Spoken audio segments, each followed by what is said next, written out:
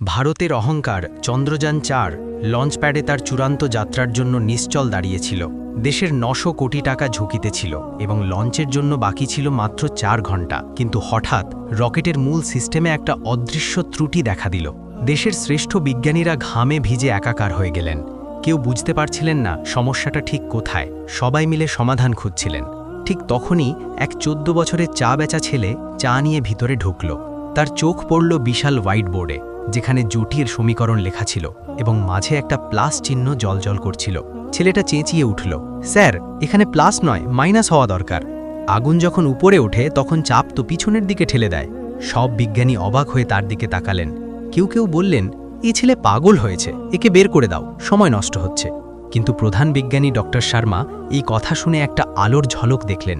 তার মনে হলো এই সামান্য পরিবর্তনই হয়তো রকেটকে বাঁচিয়ে দেবে।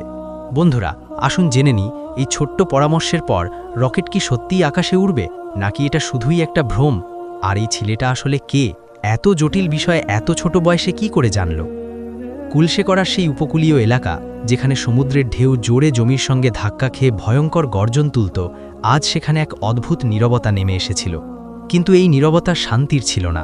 এটা ছিল সেই ঝড়ের পূর্বাভাস যা ভারতের সবচেয়ে উচ্চাভিলাষী চন্দ্রযান-4কে গ্রাস করতে প্রস্তুত ছিল। ইসরোর কন্ট্রোল রুমের ভিতরে দেশের সবচেয়ে ধারালো মেধার ২৫০ জন বিজ্ঞানী চেয়ারে আটকে বসেছিলেন। মিশন লঞ্চ হতে এখনও মাত্র ৪ ঘন্টা বাকি ছিল। ৯০০ কোটি টাকার ব্যয়, ৬ বছরের অক্লান্ত পরিশ্রম এবং লক্ষ লক্ষ ভারতীয়ের স্বপ্ন সেই রূপালী রকেটের ভিতরে আবদ্ধ ছিল, যা লঞ্চ প্যাডে গম্ভীরভাবে দাঁড়িয়েছিল। হঠাৎ একটা লাল আলো জ্বলে উঠল। ডেটা মনিটরে গ্রাফগুলো দ্রুত নিচে নামতে লাগল। কন্ট্রোল রুমে আতঙ্ক ছড়িয়ে পড়ল। ডক্টর শর্মা, চিফ সায়েন্টিস্ট, রাগ আর উদ্বেগ মিশিয়ে চেঁচিয়ে উঠলেন, বিজয়, এটা কি হচ্ছে? প্রেশার ভালভের ডেটা মিসম্যাচ কেন দেখাচ্ছে? আমরা তো গত রাতেই সবকিছু যাচাই করে নিয়েছিলাম। বিজয়, যে জুনিয়র সায়েন্টিস্ট ছিল, ঘামে ভিজে বলল, স্যার, জানি না কিভাবে, কিন্তু প্রপালশন ইঞ্জিনের ফুয়েল ফ্লো রেটে একটা অতি সূক্ষ্ম পার্থক্য এসে গেছে। এটা মাত্র 0.003 এর ফারাক, কিন্তু এই বেগে এটা রকেটকে আকাশেই ছেড়ে ফেলতে পারে। আমাদের সুপার কম্পিউটার এই র্যান্ডাম এরার ধরতে পারছে না। ডক্টর শর্মা নিজের ঘড়ি দেখলেন। সময় বালির মতো হাত ফসকে যাচ্ছিল।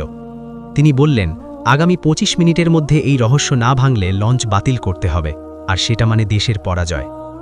কন্ট্রোল রুমের ঠিক বাইরে, যেখানে কড়া নিরাপত্তা ছিল, একটা ছোট্ট চায়ের খোঁয়ার ছিল। সেখানে ১৩-১৪ বছরের একটা ছেলে, নাম রাহুল, কিন্তু সবাই তাকে মন্টু বলে ডাকত, কয়লার চুলায় চা ফোটাচ্ছিল। মন্টুর কাপড় ছেঁড়া ছিল, মুখে ছাইয়ের দাগ, কিন্তু তার চোখে ছিল এক অদ্ভুত তীক্ষ্ণতা। মন্টু নিজের মনে বিড়বিড় করে বলল, আজ বড় সাহেবরা খুব অস্থির, চা ঠান্ডা হয়ে যাচ্ছে আর ভিতর থেকে চিৎকারের আওয়াজ আসছে। মন্টু ৬ গ্লাস চা একটা ট্রেতে তুলে দ্রুত কন্ট্রোল রুমের পিছনের দরজার দিকে এগোল। সেখান দিয়ে সে প্রতিদিন চা পৌঁছে দিত। কেউ তাকে বাধা দিত না, কারণ সে এই জায়গারই একটা অংশ হয়ে গিয়েছিল। কিন্তু সে জানত না যে আজ সে শুধু চা নয়, বরং ভাগ্য বদলে দিতে যাচ্ছে। ভিতরের পরিবেশ যেন কোনো যুদ্ধক্ষেত্র। বড় বড় বিজ্ঞানীরা মাথা চেপে বসেছিলেন। দেয়ালে বিশাল স্ক্রিনে হাজারো গাণিতিক ফর্মুলা জালের মতো জড়িয়েছিল। সিকিউরিটি গার্ড রামলাল বলল, মন্টু, আজ চা রেখে চুপচাপ চলে যা। সাহেবদের মেজাজ আজ আগুন, রকেটে বড় গোলমাল হয়েছে। মন্টু চায়ের ট্রে টেবিলে রাখল। তার চোখ হঠাৎ সেই প্রধান বোর্ডে আটকে গেল, যেখানে ডক্টর শর্মা চক দিয়ে একটা দীর্ঘ সমীকরণ লিখে মাঝখানে প্রশ্নচিহ্ন দিয়ে রেখে দিয়েছিলেন। মন্টু সেখানেই দাঁড়িয়ে পড়ল। সে বোর্ডের দিকে এমনভাবে তাকালো যেন এটা তার কাছে চেনা ধাঁধা। তার মাথায় চা ফুটার শব্দ, ভাপের চাপ আর চুলার আগুনের সব গণনা একসঙ্গে ঘুরতে লাগল। মন্টু ধীরে বলল, স্যার, এখানে প্লাস নয়, মাইনাস হওয়া উচিত। আগুন তো উপরে ওঠার সময় পিছনের দিকে চাপ তৈরি করে। সেখানে দাঁড়ানো এক জুনিয়র ইঞ্জিনিয়ার মন্টুকে শুনে তাকে ধাক্কা দিয়ে বলল, এই যায় ছেলে, তুই চা বেচ, আমাদের রকেট সায়েন্স শেখাতে আসিস না, এখান থেকে সর। মন্টু হোঁচট খেয়ে বেঁচে গেল। তার হাত থেকে কয়লার একটা টুকরো মেঝেতে পড়ে গেল। ডক্টর শর্মা, যিনি এতক্ষণ পরাজয় মেনে নিয়েছিলেন, তার দৃষ্টি সেই ছেলেটার ওপর গিয়ে থামল, যার চোখে ভয় নেই, শুধু একটা নিশ্চিত আত্মবিশ্বাস। ডক্টর শর্মা বললেন, থামো, কি বলছিলে তুমি? আবার বলো। পুরো কক্ষে মৃত্যুর মতো নিস্তব্ধতা নেমে এলো। সবাই অবাক যে দেশের শ্রেষ্ঠ বিজ্ঞানী এক চা বেচা ছেলের কথা শুনছেন। কন্ট্রোল রুমে সবার শ্বাস আটকে গিয়েছিল। ডক্টর শর্মা, যিনি ঘামে ভিজে গিয়েছিলেন, চেয়ার ছেড়ে উঠে ধীরে ধীরে মন্টুর দিকে এগোলেন। মন্টুর হাতে এখনও সেই কালো কয়লার টুকরো। ডক্টর শর্মা গম্ভীর কিন্তু নরম গলায় বললেন, বেটা, তুমি এখন যা বললে চাপ আর আগুনের কথা, আবার বলো। মন্টু একটু ইতস্তত করে বলল, স্যার, আমি তো পড়াশোনা জানি না, কিন্তু প্রতিদিন দোকানে দেখি কেটলির ঢাকনায় ভাপের জোর পড়লে ঢাকনা লাফায়, নলটা চেপে ধরলে ভাপ পিছন থেকে ঢাকনা তুলে নেয়। আপনার বোর্ডে যা লেখা, আগুনের চাপ বাইরে বেরোচ্ছে, কিন্তু বাতাস তাকে ভিতরে ঠেলছে, প্লাসকে মাইনাস করলে গণিত ঠিক হয়ে যাবে। সেখানে দাঁড়ানো ইঞ্জিনিয়াররা ফিসফিস করতে লাগলেন। কেউ বলছিল পাগল, কেউ বলছিল সময় নষ্ট। বিজয় রাগে বলল, স্যার, আপনি এই অশিক্ষিত ছেলের কথায় কান দিচ্ছেন, এর তো ডিগ্রিই নেই, ক্যালকুলাস কি জানে? ডক্টর শর্মা বললেন, চুপ করো বিজয়, ডিগ্রি আমাদের এই পর্যন্ত এনেছে, কিন্তু এই ছেলে সেই সত্য দেখছে যা আমরা অহংকারে দেখতে পাচ্ছি না। মন্টু, তুমি কি বোর্ডে দেখাতে পারবে? মন্টু ধীরে ধীরে সেই বিশাল ডিজিটাল বোর্ডের দিকে এগোলো। তার ছেঁড়া কাপড় আর হাতের কয়লা দেখে মনে হচ্ছিল যেন কোনো শিল্পী তার মহৎ সৃষ্টি করতে চলেছে। সে বোর্ডের খালি কোণে কয়লা দিয়ে ঘষতে লাগল। মন্টু কোনো ফর্মুলা লেখেনি, সে একটা সরল চিত্র আঁকল। রকেটের ইঞ্জিনের অভ্যন্তরীণ চাপের প্রবাহ, 3টে বৃত্ত আর মাঝে একটা বাঁকা রেখা। সে দেখালো জ্বালানি কিভাবে ভুলভাবে মুড়ে ফিরে আসছে, যার ফলে ব্যাক প্রেশার হচ্ছে। মন্টু বলল, স্যার, এই রেখাটা ভুল জায়গায় বেঁকে গেছে, এজন্যই কম্পিউটার এরর দেখাচ্ছে। ডক্টর শর্মার চোখ চওড়া হয়ে গেল। তিনি চশমা ঠিক করে সেই চিত্র গভীরভাবে দেখলেন। তার মাথায় আলো জ্বলে উঠল। তিনি বুঝলেন সুপার কম্পিউটার যে ভেরিয়েবল ধরতে পারেনি, সেটা আসলে ইঞ্জিনের সূক্ষ্ম ফ্লুইড ডায়নামিক্সের ত্রুটি। ডক্টর শর্মা চেঁচিয়ে বললেন, বিজয়, এখনই সিমুলেশন চালাও, মন্টুর বলা প্যারামিটারগুলো মাইনাস ভ্যালু দিয়ে ইনপুট করো। বিজয় দ্বিধায় কিবোর্ডে আঙুল চালালো। পুরো কক্ষে কম্পিউটারের ফ্যানের গুঞ্জন, স্ক্রিনের লোডিং বার 15%, 50%, 90%। হঠাৎ লেখা এলো, এরার রিজলভড, ট্র্যাজেক্টরি স্টেবল, ভুল সংশোধিত, পথ স্থির। যা 250 বিজ্ঞানী দুদিন ধরে করতে পারেননি, এক 14 বছরের ছেলে কয়লার টুকরো দিয়ে করে ফেলল। ডক্টর শর্মা চেয়ারে ধপ করে বসে গভীর শ্বাস নিলেন। তার চোখে আনন্দের অশ্রু। তিনি বললেন, এটা অলৌকিক। মন্টু, তুমি আজ শুধু রকেট নয়, ভারতের গৌরব বাঁচিয়েছ। কিন্তু মন্টুর মুখে গর্ব নেই। সে শুধু খালি ট্রে তুলে বলল, স্যার, কাজ হয়ে গেলে আমি যাই, মা ওষুধের জন্য অপেক্ষা করছেন। ডক্টর শর্মার হৃদয়ে ভরে এলো। তিনি মন্টুর হাত ধরে তাকে নিজের চেয়ারে বসালেন। বললেন, না বেটা, আজ তুমি কোথাও যাবে না, আজ তুমি এই মিশনের সবচেয়ে বড় সাক্ষী। ঠিক তখনই মেইন দরজা খুলে সিকিউরিটি হেড এলেন। বললেন, স্যার, লঞ্চে মাত্র 55 মিনিট বাকি, প্রধানমন্ত্রী অফিস থেকে ফোন, আপডেট চাইছেন। ডক্টর শর্মা বললেন, বলো রকেট উড়ার জন্য প্রস্তুত, আর বলো আজ এই রকেটের প্রকৃত পাইলট আমরা পেয়ে গেছি। কিন্তু গল্প এখানে থামেনি।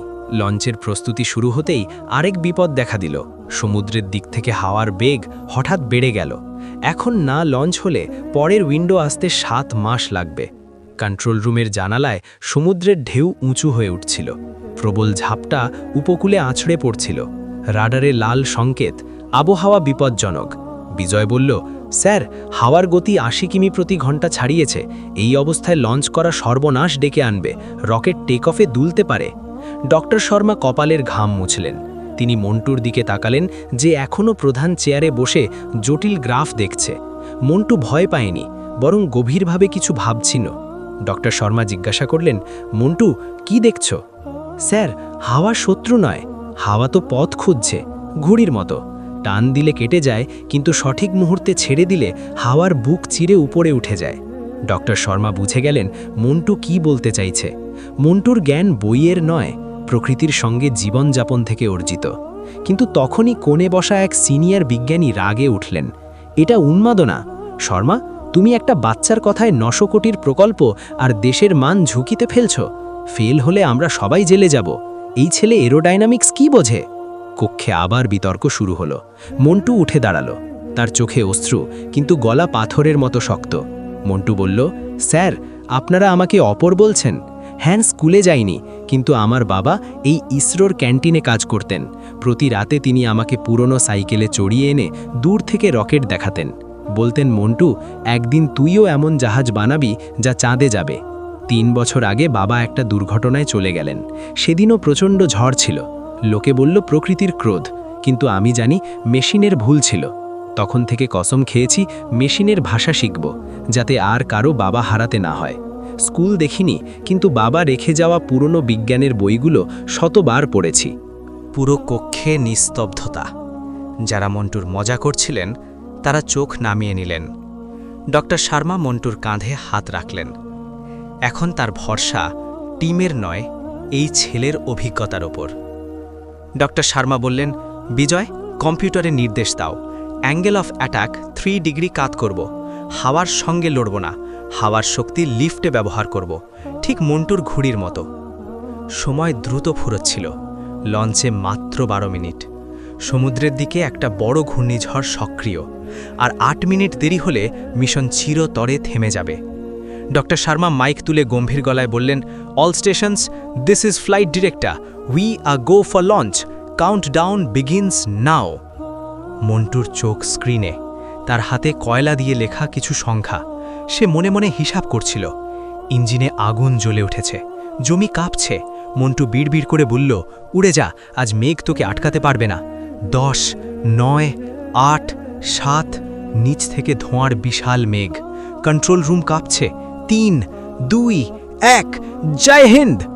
রকেট জমি ছাড়ল, কিন্তু 600 মিটার উপরে উঠতেই হাওয়ার ভয়ঙ্কর ঝাপটা। রকেট ডান দিকে কাত হয়ে গেল। স্ক্রিনে সতর্কবার্তা। বিজয় চেঁচিয়ে উঠল, স্যার, কন্ট্রোল হারাচ্ছে, ক্র্যাশ করবে। সবার মুখ সাদা। বিশাল স্ক্রিনে চন্দ্রযান 4 ডান দিকে হেলে পড়ছে। 900 কোটি আর দেশের সম্মান একটা সরু সুতোয় ঝুলছে। বিজয় আতঙ্কে বলল, উইন্ডশিয়ার লিমিট ছাড়িয়েছে, থ্রাস্ট ভেক্টরিং কাজ করছে না, ব্যালেন্স নষ্ট, এক্ষুনি ধ্বংস না করলে জনবসতিতে পড়বে। ডক্টর শর্মার হাত সেলফ ডিস্ট্রাক্ট বুদামের দিকে, চোখ বন্ধ। তিনি জীবনের সব পরিশ্রম ছাই হয়ে যেতে দেখছিলেন।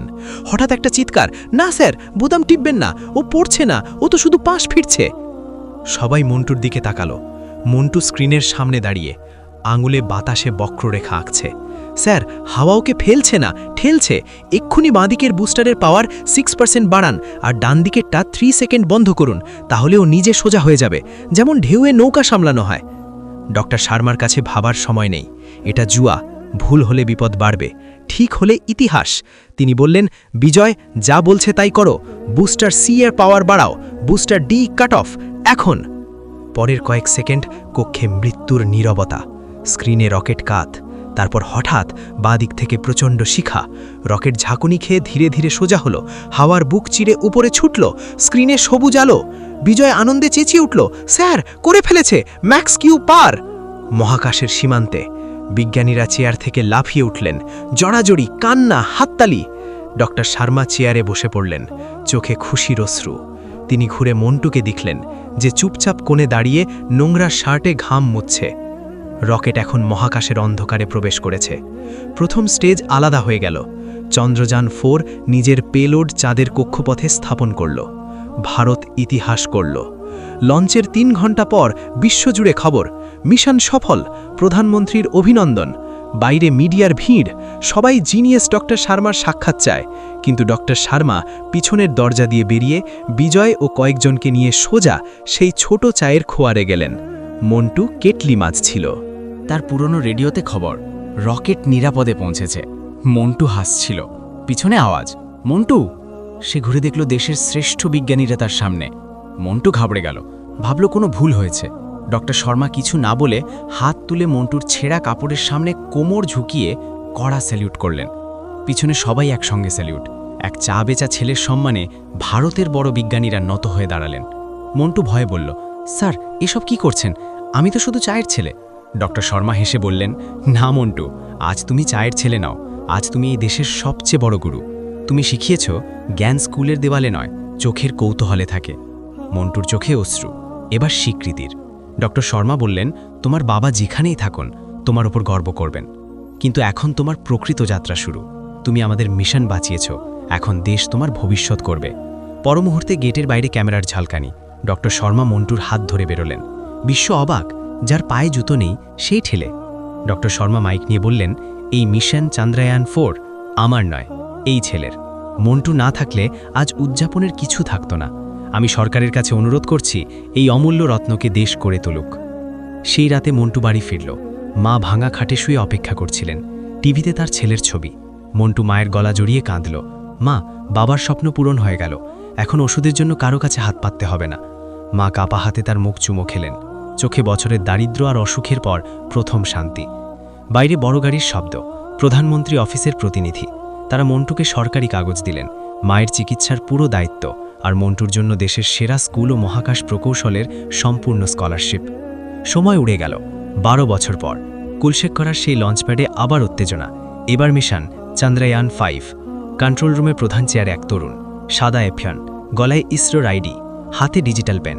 এ কেউ নয়, ডক্টর রাহুল, যাকে একদিন মন্টু বলে ডাকত বিশ্ব। অবসরপ্রাপ্ত ডক্টর শর্মা পিছনে দাঁড়িয়ে বললেন, প্রস্তুত আছো ডক্টর রাহুল? রাহুল হেসে বলল, প্রস্তুত স্যার। এবার হিসেবে কোনো প্লাস মাইনাসের ভুল নেই। রকেট আবার আকাশ চিরে উঠল। এবার মন্টু চা নিয়ে নয়, কামান্ড নিয়ে দাঁড়িয়ে। সে প্রমাণ করেছে প্রতিভা প্রাসাদ বা ডিগ্রির সম্পত্তি নয়, প্রতিভা কয়লার মতো, তপলে হীরা হয়। আজও সেই চায়ের দোকানে নতুন প্রজন্ম চা খায়। দোকানদার গর্বে সেই জমির দিকে দেখায় যেখানে একদিন একটা ছেলে কয়লা দিয়ে দেশের ভাগ্য লিখেছিল। তাই বন্ধুরা, তোমাদের মনেও যদি কোনো স্বপ্ন থাকে, তবে তাকে ছোট মনে করো না। মনে রাখো, সমুদ্রের প্রবল ঢেউও তীরের সেই সাধারণ বালি থেকেই দিক বদলায়। প্রতিভাকে চিনে নাও, জাগিয়ে তোলো, আর বিশ্বকে দেখিয়ে দাও তুমি কি করতে পারো। এই গল্প তোমাদের কেমন লাগলো কমেন্টে জানাও। আর তোমরা দেশের কোন প্রান্ত থেকে দেখছো সেটাও বলো, যাতে জানা যায় আমাদের গল্প কত দূর পৌঁছেছে। ধন্যবাদ। পরের গল্পে আবার দেখা হবে।